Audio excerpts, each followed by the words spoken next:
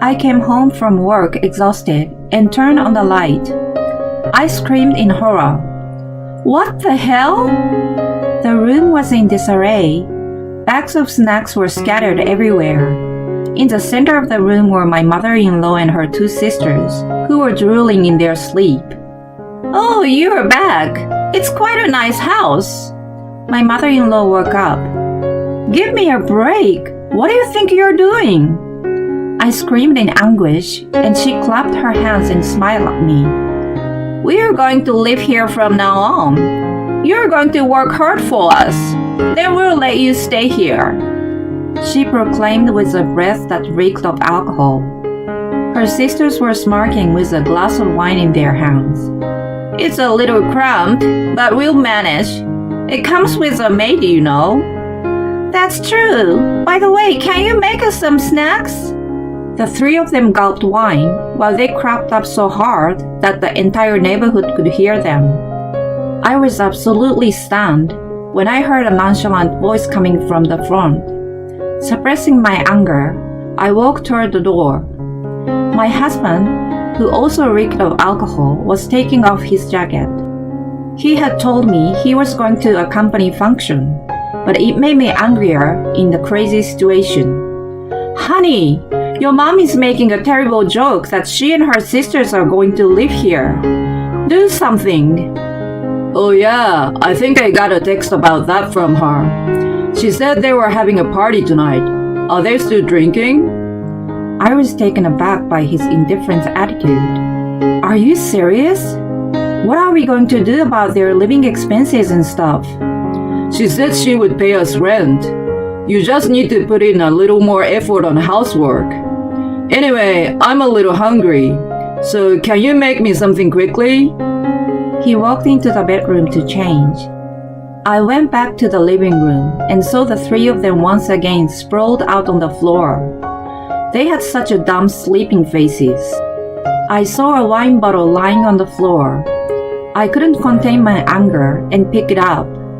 I met my husband Peter through work. At the time, I was working in the sales for a food company. He was one of my clients, and we often saw each other. Since we both liked to drink, we hit it off right away. The year after we met, we started going out. We went around places that served good drinks and sometimes made cocktails at home together. Although he was a little insensitive at times, I liked his cheerful and optimistic personality. 2 years later, we got married and bought a house near his mom, Betty. It was spacious for the price, bright, and in a safe neighborhood. We decided on it almost immediately, partly because he was close to his mom. That was the beginning of the mistake. I'm hungry, Dana. Hurry up with the food. Huh? Are you going to stay for dinner again? Watch your tongue. You're so sarcastic. Come on, start cooking. Soon after we moved into our new house, Betty began visiting us almost every day without notice. Because I had changed my work when I got married, I did have more time on my hands than before. I was planning to spend it studying for my certification exam. Betty didn't care about it and kept coming over as she wished. I couldn't neglect my mother-in-law, so I had no choice but to entertain her. In retrospect, no matter how awkward our relationship became, I should have firmly rejected her. Eventually, her sisters Diane and Anita started coming along with her. Oh no, we are out of snacks. You need to stock more. I will open the new tea box. The sisters were both divorced. If they behaved like that all the time, no wonder their husbands ran away. No matter how disagreeable they were still close relatives of Peter. I sucked it up and continued being treated as a maid for his sake. When the stress was getting to the point where I couldn't even manage my daily life, the three sisters went away on a short trip. I thought it was now or never and talked to Peter about them, but he didn't take me seriously at all. My dad just passed away, so she's lonely. Don't be so uptight. But our expenses are going up. If we keep going like this, we'll have to cut into our savings. You're not good at managing it then. I've gotten a raise and have been putting in more money. His raise was less than 100. I was too exhausted to argue with him. 3 years had passed. I wondered how long I had to live in hell. I had no idea that I still hadn't seen the core of it. One day, my personal belongings began to disappear. I noticed some accessories, cosmetics, and other small things were missing. I knew that only Betty and her sisters would do such a thing, and started using a lockable drawer. I kept track of everything I didn't want to be taken. Oh my god, why is the lock broken? The things I put inside were gone too. It was absolutely unacceptable behavior, and I questioned them. Of course, all 3 of them pretended to know nothing about it. Oh no, it must be a thief. That's scary. I knew it was dangerous to leave the house empty. Why don't we come over more often, Betty? Indeed. They spoke among themselves while watching TV and devouring snacks. The snacks and drinks spread out on the table were all prepared by me. I bit my lip and clenched my trembling fist in frustration. One day, when I came home from work, I could hear them laughing so loud, even from the street. I walked into the house, suddenly feeling fatigue in my neck and shoulders. There were boxes piled high in the hallway. What the hell? I walked toward the voices suspiciously and was met with an unbelievable sight. More boxes were placed throughout the living room. Looking inside one of them, they appeared to belong to the 3 sisters. They were drinking wine in the middle of the mess. Noticing my presence, Betty spoke to me in a good mood. We decided to live here. You're going to work hard for us. Then we'll let you stay in this house. She declared the unthinkable with a breath that reeked of alcohol. Diane and Anita were smirking with wine glasses in their hands. It's a little cramped, but we'll manage. It comes with a maid, you know. Can you make us some snacks? They laughed so loudly that the neighbors might have complained, and then they gulped the wine. I was absolutely stunned when I heard a nonchalant voice coming from the front door. Suppressing my anger, I walked toward it. Peter, who also reeked of alcohol, was taking off his jacket. He had told me he was going to a company function, but it made me angrier in the crazy situation. Honey, your mom is making a terrible joke that she and her sisters are going to live here. Do something. Oh yeah, I think I got a text about that from her. She said they were having a party tonight. Are they still drinking? I was taken aback by his indifferent attitude. Are you serious? What are we going to do about their living expenses and stuff? She said she would pay us rent. You just need to put in a little more effort on the housework. Anyway, I'm a little hungry, so can you make me something quickly? He walked into the bedroom to change. I went back to the living room in despair and saw the 3 of them once again sprawled out on the floor. As I looked at their dumb, sleeping faces, I felt my blood boiling up. To hell with them. I scurried to call my lawyer friend. I had been talking to her about my situation for a while, so she agreed to come and meet me right away.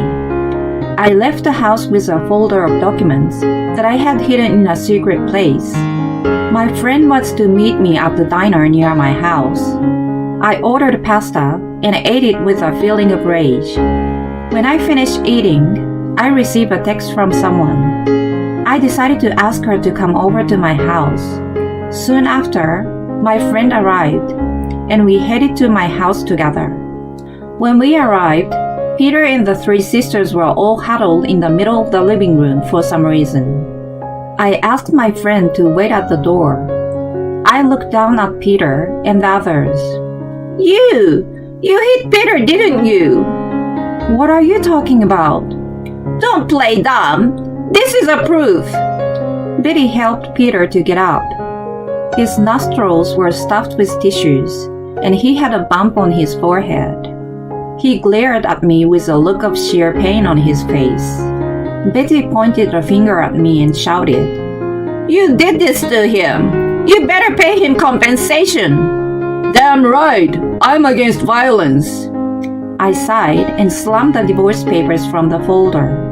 Then I opened the cupboard and took out the surveillance camera I had hidden. They all looked at me with puzzled expressions. "The truth is on here, so let's all take a look." Since the camera was linked to my phone, I showed it to everyone. I pressed the play button, and the room appeared as it did sometime earlier. We could see Peter coming into the living room in a good mood after changing his clothes. He was walking through the room and seems to be talking to the three sisters, who were already wasted and asleep. The next moment, he tripped on a bottle of wine and fell face down. The sound waked them up from their sleep, and they scurried around him. "You know who caused this, don't you?" "This means nothing. You should have cleaned up the mess properly." "Even though it was your mess?" "It's your job to clean up. It's so shady to plant a camera anyway." She was adamant to make it my fault in any way. I didn't expect logic from her, but I also didn't think she was so obstinate. I tapped the video I had taken a few days earlier and held it up in front of them again. It was footage of the time my lock was broken. There I found the sisters breaking it and stealing my things. They seemed to realize that it was indeed a serious matter, and their faces began to turn pale. The reason I set it up was that I wanted to know who was stealing my things. I guess thieves exist closer than you think, right, Betty? Well, that's... Wait a minute. Stealing is indeed a terrible thing to do, but you must have known from the recording that I was injured. You are also a perpetrator for ignoring it. His absurd argument made me laugh.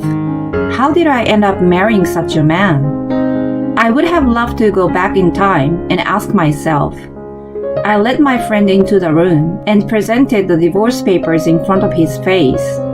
I was worried when I saw it, so I came home in a hurry. Even though we are getting a divorce, I wouldn't wish you any harm. Unlike your family, I'm not morally corrupt. I then told them that the house was in my name, that my parents had purchased it, and that I had the documents to prove it. I also told them to pay for cleaning the house and the stolen items. Diane and Anita raised their eyebrows and started yelling at Betty. "This is not what you promised us." "That's right. You said I would have an easier life here, so I already moved out of my apartment." "Are you guys saying it's my fault? It was Diane who brought the wine in the first place." As the three of them argued, Peter came to me begging. He apologized to me with tears streaming down his face. Just as I was about to say it was too late, the doorbell rang. I shouted toward the door to come in, and the woman appeared. "Aunt Angela!" "Hi, Peter. You've been gained so much weight. And why are you looking so pitiful?" She took off her sunglasses and flashed her beautiful smile. I felt the mood in the room changed completely. Betty and her sisters uncomfortably huddled around each other. Aunt Angela was my late father-in-law's older sister. She ran a successful business and was quite well off. When my father-in-law's company went bankrupt, not only did she help him pay off his debts, she helped him until his new company took off. Betty was completely indebted to her for that reason. Diane and Anita went to the same high school as her and were intimidated by her. She kept herself away from family gatherings, which made everyone fear and respect her at the same time whenever she made a rare appearance. Peter had also been afraid of her ever since he was spanked when he was a child. Of course, the spanking wasn't for nothing, but for being mischievous. As for me, I met her through work first. She was a tough businesswoman, but she was also very caring and practical, which I respected. How can you treat a kind and competent girl in this way? You people should be ashamed of yourselves. Well, No excuses. Everybody sit down right there. Angela began to lecture the four of them. They were complaining to me before she showed up, but they became quiet and obedient. Her lecture went on for about an hour. By the time it was over, Peter couldn't say anything. I then had him sign the divorce papers in front of everyone. He also wrote and signed a letter of promise that he would pay me alimony and the savings he and his family spent. The years of hell finally came to an end. Cheers! I gulped down the icy cold beer. It's the taste of victory. It tastes 100 times better than the beer I usually drink. I'm having a party with some girlfriends in a crowded bar. I can't believe Peter is your ex-husband. I was dumbfounded when you told me. Yeah, well, by the way, thank you for your help. Don't mention it. Just tell me everything. After I filed for divorce, I immediately sold the house.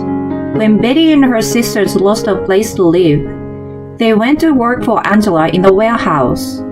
They are assigned to a particularly tough section and are struggling every day. Angela advanced the payment for the cleaning and the stolen items for them. They are forced to work hard until they pay her back. Peter's performance at work dropped dramatically and was demoted. One of my friends I'm having a drink with tonight is his colleague.